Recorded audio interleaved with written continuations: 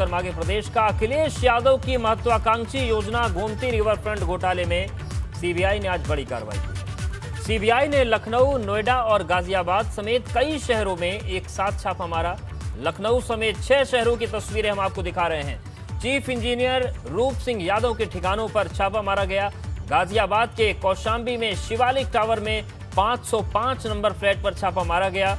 इसके अलावा नोएडा के सेक्टर 29 और ग्रेटर नोएडा की एनआरआई सिटी में भी छापेमारी हुई। आगरा में अन्नपूर्णा ट्रेडिंग कंपनी के पार्टनर नितिन गुप्ता के घर भी सीबीआई ने रेड मारी है और इसके अलावा अलीगढ़ और इटावा में भी छापेमारी हुई। यहां ठेकेदार पुनीत अग्रवाल के घर को सील कर दिया गया। आपको बता दें कि इस योजना में करोड़ों के भ्रष्टाचार का आरोप लगा, जिसके बाद योगी सरकार ने मामले की जांच के आदेश दिए। 1513 करोड़ रुपए प्रोजेक्ट में बिना काम के ही जारी किए गए और 1437 करोड़ रुपए दे दिए गए। बिना काम के 95% रकम पहले ही जारी कर दी गई। 19 जून 2017 को पुलिस और 24 नवंबर 2017 को सीबीआई ने केस दर्ज किया, जिस मामले में अब छापेमारी की गई।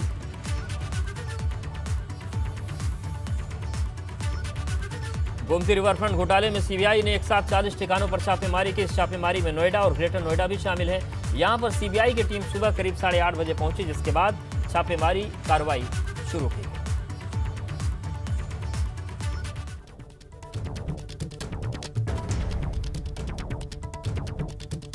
योगी सरकार ने सत्ता में आने के बाद जांच के आदेश दिए थे और गोमती रिवर फ्रंट का यह पूरा मामला है, उसके घोटाले का मामला है। गोमती रिवर फ्रंट घोटाले को लेकर सीबीआई की छापेमारी पर यूपी सरकार के प्रवक्ता और कैबिनेट मंत्री सिद्धार्थनाथ सिंह ने समाजवादी पार्टी पर निशाना साधा। उनका कहना है कि सपा चोरी करके सीनाजोरी कर रही है। और क्या कुछ उन्होंने कहा, सुनिए।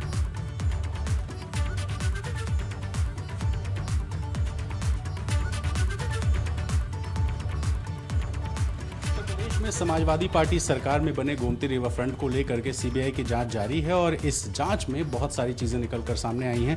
छापेमारी भी चल रही है। मेरे साथ उत्तर प्रदेश सरकार के कैबिनेट मंत्री और प्रवक्ता सिद्धार्थनाथ सिंह जी हैं। सर, रिवर फ्रंट को लेकर के छापेमारी हो रही है 40 अलग अलग जगहों पर। कितना बड़ा घोटाला है सर, और इसकी टाइमिंग को लेकर भी सवाल उठाया जाए। नहीं, देखिए, कोई इन्वेस्टिगेशन करे, इन्वेस्टिगेशन की रफ्तार अपनी होती है। जो करने वाले होते हैं वो ज़्यादा ध्यान देते हैं, और ये कोई राज्य सरकार की एजेंसी नहीं है जो हम उसकी रफ्तार को नापें। तो ये जो कहना है ये गलत है। पहले तो आप चोरी करते हो, फिर सीना चोरी कर रहे हो। और ये जो गोमती रिवर फ्रंट का जो घोटाला है, ये समाजवादी पार्टी का चाल, चरित्र और चेहरा है। और ये चीख चीख के चिल्ला रहा है कि समाजवादी पार्टी के शासनकाल में कितना बड़ा घोटाला और लोगों का किस प्रकार से पैसा जो है इन्होंने लूटा है। समाजवादी पार्टी के लोग कह रहे हैं कि अब चुनाव आ रहा है, दबाव बनाने की रणनीति है और इसलिए सरकार जानबूझकर सीबीआई का उपयोग कर रही है और वो यहाँ पे छापेमारी कर रही है। ये जो उनका है वही तो मैंने कहा कि भाई एक दफे आप चोरी भी कर रहे हो और फिर सीना चोरी कर रहे हो। अरे हमने तो किया नहीं कुछ है, चुनाव आ गया है। अरे रफ्तार कोई एजेंसी के हम थोड़ी नाप रहे हैं। तो आप पे उस पर उनके ऊपर तो उनका कंट्रोल है और वो कर रही है। और कहीं आ रहा है तो टाइमिंग क्यों लिया है? हर चीज में जो विपक्ष है और विशेष रूप से समाजवादी पार्टी या तो टाइमिंग लाते हैं अपनी चोरी के ऊपर, या जब कार्रवाई होती है जिस प्रकार से धर्मांतरण पे हो रही है तो फिर चुनाव आ जाता है। मतलब सांप्रदायिकता आपका एजेंडा है और भ्रष्टाचार भी आपका एजेंडा है। चूंकि जो अभी एफआईआर हुई हैं 16 इंजीनियर्स और 173 ठेकेदार हैं, तो क्या ये अधिकारी और ठेकेदार तक ही सीमित रह जाएगा या उस सरकार में 2012 से 17 के दौरान जो नेता थे, जो मंत्री थे, वो भी इसकी श्रेणी में आ रहे हैं? कहीं कुछ इस तरह की गुंजाइश? देखिए, ये मैं नहीं कह सकता कौन आएगा नहीं आएगा, क्योंकि सीबीआई एक ऑटोनमस बॉडी है। मगर इतना बड़ा घोटाला हुआ है तो ये स्वाभाविक है कि जो कहावत है कि कहीं ना कहीं अकाउंटेबिलिटी तो होती है। अंग्रेजी में कहते हैं कि buck stops where does the buck stop. तो ये अकाउंटेबिलिटी तो कहीं होगी ना, जिम्मेदारी तो तय होगी। अब किसकी कलम से वो फाइनल जिम्मेदारी तय हुई है, साइन हुआ है, उस पर जिम्मेदारी तय होगी, ये मगर सीबीआई को देखना है।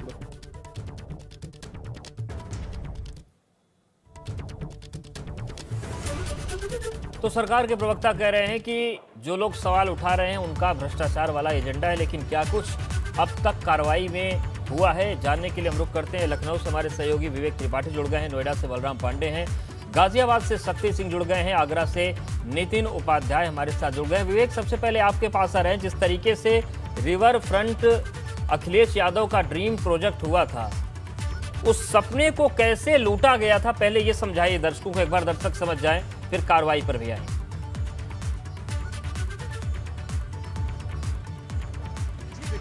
जब ये प्रोजेक्ट शुरू हुआ था, 2016 की बात है, जब ये प्रोजेक्ट शुरू हुआ था, उस समय सरकार का मिड टर्म पूरा हो चुका था और ये करीब 1500 करोड़ रुपए का प्रोजेक्ट था, जिसमें सिंचाई विभाग के अधिकारियों ने, आपको बहुत महत्वपूर्ण जानकारी ये दे दूं कि इसमें जो भी टेंडर हुए वो बिना टेंडर नोटिस, मतलब कोई टेंडर हुआ ही नहीं। जो टेंडर होने थे, जो खरीदारी होनी थी, जो काम होने थे, वो बिना नोटिस, बिना टेंडर के कर दिए गए, अपने चहेतों को ठेके दे दिए गए।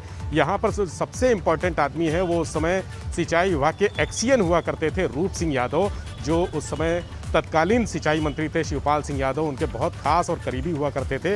एक तरह से कहा जाता था कि सिंचाई विभाग में जो भी निर्णय लेना होता है, जो भी काम होना होता है, जो भी ठेके उठने होते हैं, वो सब उनके इशारे पर उठते थे, उनके साइन से सारी चीज़ें, साक्षर से सारी चीज़ें जारी होती थी। तो उन्होंने अधीक्षण अभियंता से लेकर नीचे वरिष्ठ सहायक, मतलब वरिष्ठ सहायक एक छोटी पोस्ट होती है, ये फैसले करते थे सारे टेंडर किसको मिलेंगे, सारे ठेके किसको मिलेंगे।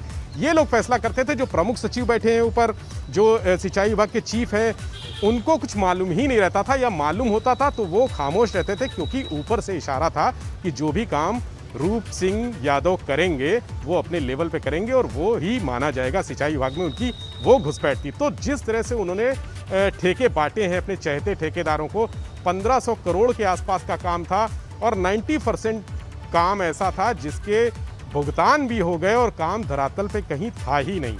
जब ये चीज़ें सामने आई, अधिकारी भी ऊपर बैठे रहते हैं और जिस तरह से अधिकारी देखते हैं, तो ये जब सरकार बदली है 2017 में, जब भाजपा सरकार सत्ता में आई है, तब ये अखिलेश यादव के ड्रीम प्रोजेक्ट में जिस तरह से पैसों की बंदर बांट हुई थी, सैकड़ों करोड़ रुपए की बंदर बांट हुई थी, उसको लेकर मुख्यमंत्री योगी ने सबसे पहला एक्शन, इस भाजपा सरकार का सबसे पहला एक्शन योगी आदित्यनाथ का यही था कि सरकार के गठन के कुछ दिन बाद ही वो रिवर फ्रंट पहुंचे, वहीं पर उन्होंने निरीक्षण किया और वहीं पर सारे अधिकारियों की टीम बुलाई और उनसे जानकारी ली कि आखिर क्या चीज़ें हैं। उसके बाद जब उनको पता लगा कि इतना बड़ा घोटाला है, उन्होंने तत्काल एक रिटायर्ड जस्टिस की कमेटी, एक आयोग गठित किया और इस पूरे मामले की जांच सौंपी। आयोग ने अपनी जांच में बहुत सारे लोगों को दोषी पाया था, उन्होंने अपनी रिपोर्ट दी, उसके आधार पर फिर एक गोमती नगर थाने में सिंचाई विभाग की तरफ से ही एफआईआर हुई थी। बाद में जब ये मामला पाया गया कि ये बड़ा गठजोड़ है अधिकारियों का, ठेकेदारों का, नेताओं का, तब सीबीआई इसमें इन्वॉल्व होती है और सीबीआई ने अपनी तरफ से एक एफआईआर दर्ज की थी। उस समय सिर्फ 8 लोगों के खिलाफ एफआईआर हुई थी, उसमें रूप सिंह यादव समेत 7 इंजीनियर और थे सिंचाई विभाग के। लेकिन जैसे जैसे सीबीआई के जांच का दायरा बढ़ता गया, इसमें और नए नाम सामने आते गए। 2 दिन पहले सीबीआई ने इस मामले को एक और एफआईआर दर्ज की इस मामले में, जिसमें ठेकेदारों और अधिकारियों का गठजोड़, ये नक्सस सामने आया था। 173 कंपनियां ठेकेदारों की, 173 कंपनियां और 16 बड़े अधिकारी सिंचाई विभाग के, उसमें से कई रिटायर हो चुके हैं, उनके नाम सामने आए और ताबड़तोड़ छापेमारी हो रही है। बिल्कुल आपके पास आएंगे, आगरा का रुख कर लेते हैं। नितिन, जो आगरा में छापेमारी हुई उसका किस तरीके से लिंक सामने आ रहा है? क्या छापेमारी अभी चल रही है, खत्म हो गई?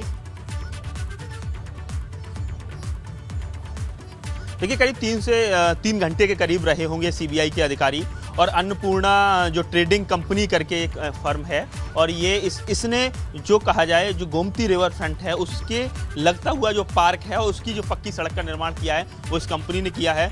पूर्व राज्य मंत्री नितिन गुप्ता इस कंपनी के कहा जाए ओनर एमडी हैं, जो भी हैं। और ऐसे में आज उनके आवास पर जब छापेमारी कार्रवाई हुई तो करीब 4 से 5 जो सीबीआई के ऑफिसर थे, जिसमें गाजियाबाद यूनिट के और लखनऊ यूनिट के दोनों के ऑफिसर शामिल थे। और ऐसे में वो पहुंचते हैं और उसके बाद, क्योंकि जानकारी ये भी है कि उस समय जब रेड कंडक्ट हुई, उस समय जो इस समय जो बीजेपी में शामिल हैं, लेकिन तब तत्कालीन सपा सरकार में राज्य मंत्री का जिनको दर्जा मिला हुआ था, नितिन गुप्ता, जिनकी कंपनी ने ये सड़क निर्माण की है गोमती रिवर फ्रंट से लगी हुई, तो वो उस समय मौके पर नहीं थे। उनके परिवारीजनों से पूछताछ की गई है और उसके बाद करीब 12 बजे के करीब सीबीआई के ऑफिसर निकल गए हैं। और लेकिन सवाल यही उठता है कि जिस तरह से जो नितिन गुप्ता की बारे में बात की जाए तो नितिन गुप्ता जो मुलायम सिंह की जो दूसरी पत्नी है साधना गुप्ता से उनके परिवार का कुछ रिलेशन नजर आ रहा है, जो हमें सूत्रों के हवाले से जानकारी मिली है। और यही वजह है कि वो अखिलेश सरकार में उनका कद लगातार बढ़ता गया, उनको पूर्व राज्यमंत्री का दर्जा दिया गया, राज्यमंत्री का दर्जा दिया गया। और उसके बाद जब सरकार बदली तो उसके उन्होंने पाला बदल लिया और बीजेपी में शामिल हो गई। करीब 12 से 13 करोड़ का काम उनको मिला हुआ था, जिसमें से 8 से 9 करोड़ का उनका भुगतान भी हो चुका है। तो जिस तरह से ये बात निकल के सामने आ रही है कि करीब 1500 बिल्कुल यही सबसे बड़ी बात है कि 1437 करोड़ रुपए का भुगतान हो जाता है और काम एकदम नहीं होता। हैरान तो तस्वीरें करती हैं। बलराम हमारे साथ जुड़े हैं नोएडा से। बलराम, किस तरीके से यहाँ पर छापेमारी हुई, कितने ठिकानों पर हुई और लगभग कितनी देर तक ये सब कुछ चलता रहा?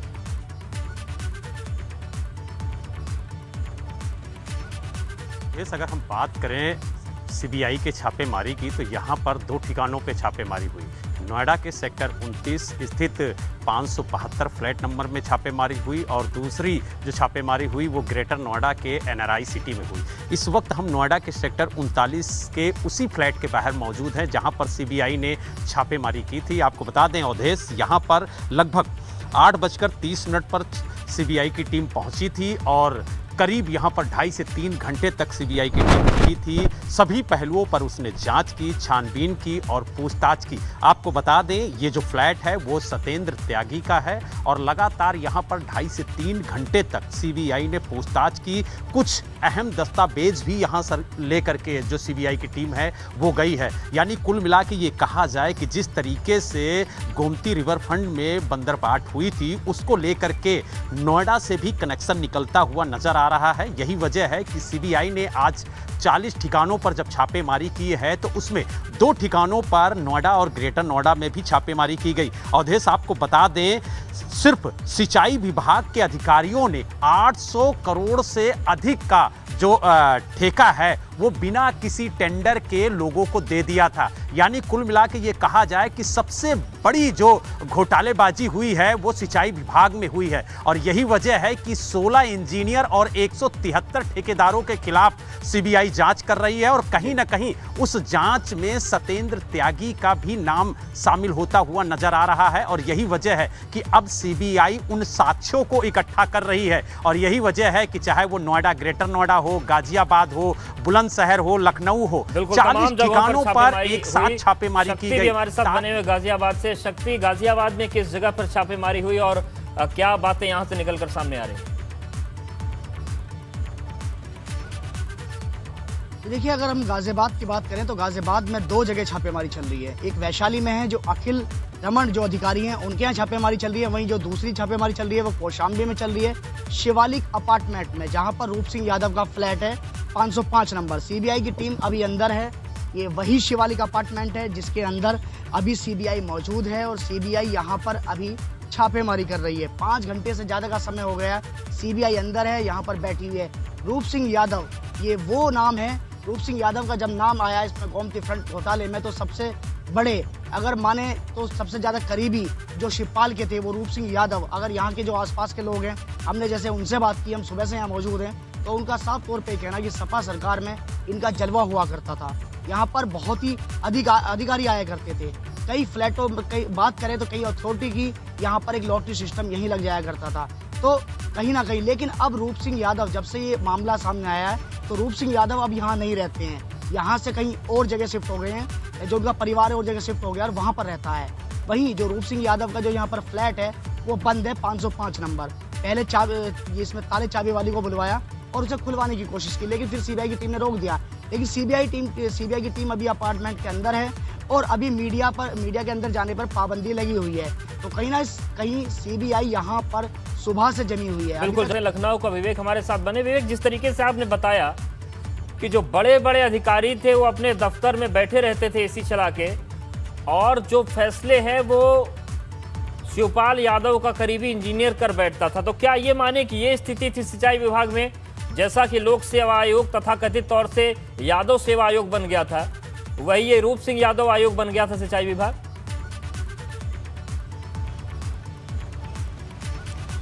बिल्कुल आपका आकलन बिल्कुल सही है अवधेश। ये स्थितियाँ इसी वजह से पैदा हुई, जैसा आपने बताया कि यादव आयोग, ये स्थितियाँ इसीलिए पैदा हुई क्योंकि यादवों ने, जो यादव अधिकारी थे वो इतने हावी थे समाजवादी पार्टी की सरकार में, और शिवपाल सिंह यादव से संबंध हो या अखिलेश यादव से संबंध हो या मुलायम सिंह यादव से संबंध हो, उनके आगे किसी भी सीनियर अफसर की सुनी ही नहीं जाती थी। रूप सिंह यादव एक ऐसा एक्सियन था सिंचाई विभाग का, जिसके जो ऊपर अधिकारी थे वो हमेशा उसके सामने झुक कर बात करते थे, और जब वो एंट्री करता था, ऐसा कहा जाता है, जो सिंचाई विभाग के अधिकारी हैं और कर्मचारी हैं वो चर्चा करते हैं कि जब वो ऑफिस में एंट्री करता था तो बड़ा प्रोटोकॉल होता था। उतना तो प्रमुख सचिव उस समय सिंचाई का प्रोटोकॉल नहीं होता था जितना प्रोटोकॉल रूप सिंह यादव का होता था।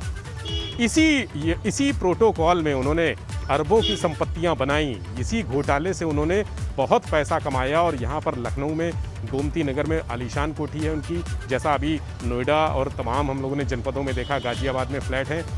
ऐसी संपत्तियों की जांच आर्थिक एजेंसियां कर रही हैं। रूप सिंह यादव को सीबीआई ने उसी समय गिरफ्तार किया था जब इनका नाम सामने आया था, और उनके सारे साक्ष्य सामने आ गए थे। आज से करीब 2 साल पहले रूप सिंह यादव और राजकुमार यादव 2 लोग अरेस्ट हुए थे। इसके अलावा अभी तक जो घोटाले में जो शुरुआती एफआईआर थी, जिसमें सिंचाई विभाग के रूप सिंह यादव जो अधीक्षण अभियंता थे उस समय, और उनके साथ 7 अन्य जो उनके मातहत थे इंजीनियर, उनके खिलाफ एफआईआर हुई थी। उसमें से 4 लोग गिरफ्तार किए गए थे, फिर बाद में 2 लोग और गिरफ्तार किए गए, जिसमें जो बाद में गिरफ्तार हुए हैं वो सबसे प्रमुख थे रूप सिंह यादव। यानी उस पूरे रिवर फ्रंट घोटाले का जो मास्टरमाइंड था वो रूप सिंह यादव था, और उसने अपनी मनमानी की।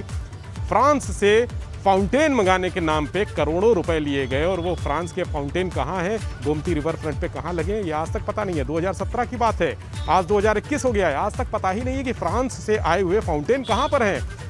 वाटर बस चलाई गई थी, वाटर बस लाई गई, 3 वाटर बस आई थी, गोमती नदी में थोड़े दिन दौड़ी, उसके बाद खराब पड़ी हैं, सड़ी, इस समय सड़ी हुई हालत में खड़ी हुई हैं, खराब हो चुकी हैं। रिवर फ्रंट घोटाले पे पत्थर लगाए गए थे, राजस्थान से मार्बल आया था, इतने पत्थर लगाए गए, उनका कोई हिसाब किताब नहीं है। वो बिना टेंडर के ठेका दे दिया गया बड़े बड़े ठेकेदारों को। तो ये जांच जो यूपी से शुरू हुई, जो लखनऊ में घोटाला हुआ, यूपी के अन्य करीब 12 शहरों तक की घोटाले की जांच पहुंची। इसके अलावा राजस्थान और पश्चिम बंगाल तक में आज सीबीआई की टीम रेड मार रही है, और सारा मास्टरमाइंड, सारा खेल जो रचा है वो रूप सिंह यादव का रचा हुआ है। सबसे प्रमुख, चूंकि शिवपाल सिंह यादव का बड़ा करीबी आदमी था, और उस समय रूप सिंह के इशारे पर ही सारी चीज़ें चलती थी। सिंचाई विभाग में पत्ता भी हिलता था अगर, तो वो उनके इशारे पर हिलता था। यही वजह है कि सीबीआई ने जब उनको गिरफ्तार किया तब प्रेशर पड़ा, हड़कंप बचा कि अब जब इतना बड़ा आदमी गिरफ्तार हो गया है, इतने बड़े आदमी को सीबीआई ने अपने शिकंजे में ले लिया है, तो फिर नीचे और ऊपर के लेवल के जितने भी लोग हैं उनकी गिरफ्तारी की आशंका जताई जा रही है, संभावना जताई जा रही है। और इसके अलावा जो सीबीआई, देखिए ये पूरा नेटवर्क है, ऊपर से लेकर नेता, अधिकारी, मंत्री, ठेकेदार, नीचे तक। तो जितनी भी एजेंसियां हैं, 173 एजेंसियां अभी जिस पे एफआईआर हुई है, इसके अलावा 16 बड़े अफसर सिंचाई विभाग के वो सामने आए हैं, नाम सामने आए, और ठेकेदार और इंजीनियरों का और ये इनका अधिकारियों का गठजोड़ से पूरे सिस्टम को सीज कर रख दिया और सारा पैसा पी गए। नितिन, आगरा में जो पूरी छापेमारी चली, क्या क्या और जानकारियां निकल कर वहां से आ पा रही? देखिए, आगरा की बात की जाए तो आगरा में जो नितिन गुप्ता के यहाँ छापेमारी चली है उसमें कई सारे कागजात और उनके परिजनों से पूछताछ की है। नितिन गुप्ता उस समय घर पर नहीं थे जब जो नितिन गुप्ता के यहाँ छापेमारी पड़ी, और जो हमें जानकारी मिली है उसके मुताबिक जो डायफ्राम वॉल है उससे लगता हुआ जो सड़क है उसका निर्माण कार्य नितिन गुप्ता की फर्म ने किया, और वर्क ऑर्डर हुआ, ना कि टेंडर हुआ। तो कुल मिला के आप समझ सकते हैं घोर अनियमितता है, और उनको कम से कम 90% के करीब उनको एडवांस में पैसा भी मिल चुका है।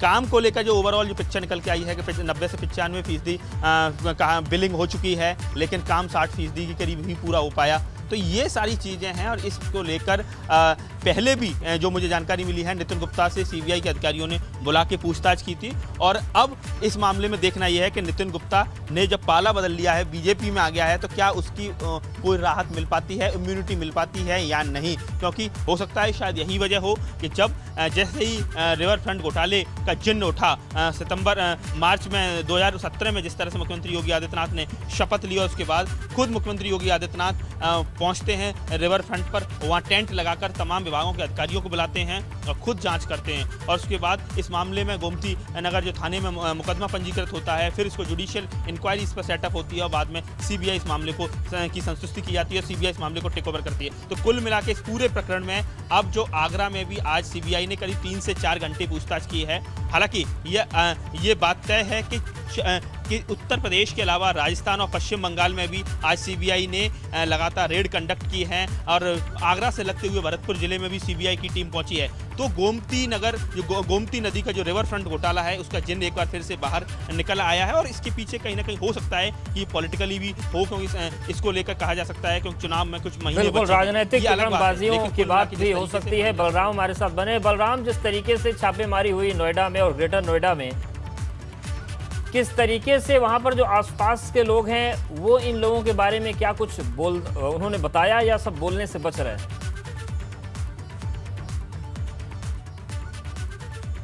देखिए अवधेश, जिस वक्त सीबीआई की टीम इन दोनों ठिकानों पर पहुंची है तो आसपास के जो इलाके हैं, जो आसपास के पड़ोसी थे, उनमें हड़कंप मच गया क्योंकि सीबीआई के पहुंचने के बाद आसपास में कानाफूसी शुरू हो गई कि आखिरकार इतनी बड़ी कार्रवाई क्यों हो रही है। लेकिन जब लोगों को पता चला कि गोमती रिवर फ्रंट को लेकर के यहाँ पर छापेमारी सीबीआई कर रही है तो कहीं ना कहीं फिर सवाल खड़े होने लगे कि आखिरकार इतना बड़ा इन्वॉल्वमेंट सत्येंद्र त्यागी का कैसे है, क्योंकि ये माना जा रहा था कि सत्येंद्र त्यागी जो रूप सिंह यादव हैं उनके काफ़ी करीबी माने जाते थे और काफ़ी अच्छे संबंध थे इनके। यही वजह है कि सीबीआई ने इनके भी ठिकाने पर छापेमारी की और ये तथ्य निकालने की कोशिश की कि आखिरकार रूप सिंह यादव से जो सत्येंद्र त्यागी हैं उनका क्या कनेक्शन है, इन्होंने इस पूरे घोटाले में क्या भूमिका निभाई है, कितने का पैसा इनके खाते में आया है, इस पूरे मामले की जानकारी की गई। यही वजह है कि लगभग 2.5 से 3 घंटे तक नोएडा और ग्रेटर नोएडा में सीबीआई की टीम रुकी और कई पहलुओं पर बातचीत की और उम्मीद जताई जा रही है कि जिस तरीके से 16 इंजीनियर और 173 ठेकेदारों के नाम निकल के आए हैं, उनमें और जो इन्वेस्टिगेशन है वो पूरी होने के बाद कहीं ना कहीं जो सफेद पोश है वो भी निकल के सामने आएगा। जैसे हमारे सहयोगी विवेक बता रहे थे कि रूप सिंह यादव एक वरिष्ठ मंत्री के काफी नजदीकी माने जाते थे और सिंचाई विभाग में वही सारे डिसीजन लेते थे, तो कहीं ना कहीं अब ये जो नेताओं का कनेक्शन है, जो सफेद पोस्ट का कनेक्शन है, वो अब सीबीआई के इन्वेस्टिगेशन में निकल के आएगा और यही वजह है कि 40 ठिकानों वहां पर छापेमारी का दौर अभी भी चल रहा है। अंदर क्या सुबुगाहट है, कितने लोग मौजूद हैं, क्या कुछ चल रहा है, कब से, उसके बारे में क्या अपडेट है? देखिए, अगर गाजियाबाद की बात करें तो गाजियाबाद के शिवालिक जो टावर है उसके जो बेसमेंट है, बेसमेंट के नीचे एक रूम है, एक हॉल है, वहाँ पर सीबीआई के 7 से लेकर 8 अधिकारी वहाँ पर मौके पर मौजूद है और वहीं बैठे हुए हैं। अब सीबीआई के अधिकारी सुबह से यहाँ मौजूद हैं और एक ही जगह बैठे हुए हैं। अब अंदर वो क्या कर रहे हैं, हालांकि हम उसके बारे में कुछ नहीं कह सकते क्योंकि सीबीआई की जब टीम पहुँचती है तो वहाँ मीडिया का इन्वॉल्वमेंट अंदर की तरफ नहीं होता। जो हमें बाहर पता चला तो बाहर यही पता चला कि रूप सिंह यादव का रूप यानी एक घोटालेबाज के रूप में निकल कर आया है और रूप सिंह यादव का भी इसमें जो रोल है वह रोल एक घोटालेबाज के रूप में तो है, लेकिन इसके पीछे जो कड़ियां हैं वो काफ़ी और लोगों की होगी। कोई एक अधिकारी या कई अधिकारी भी मिलकर इतना बड़ा घोटाला अपने आप नहीं कर सकते जब तक उनके ऊपर बैठे उनके आका उन्हें अधिकार नहीं दे देते कि आप जो करोगे वो सही करोगे, सत्ता होगी तुम्हारी होगी। लेकिन जिस तरीके से यहाँ के जो लोग हैं वो बताते हैं कि रूप सिंह यादव का जो परिवार था, जो उनका बताएं तो जो उनके परिवार में जो लड़के थे वो किसी से ही बात नहीं किया करते थे, बड़े ही घमंड में रहा करते थे। पैसों की बड़ी उनके अंदर हनक थी, तो हनक इस बात की थी क्योंकि उनके पास करोड़ों रुपए आ रहा था।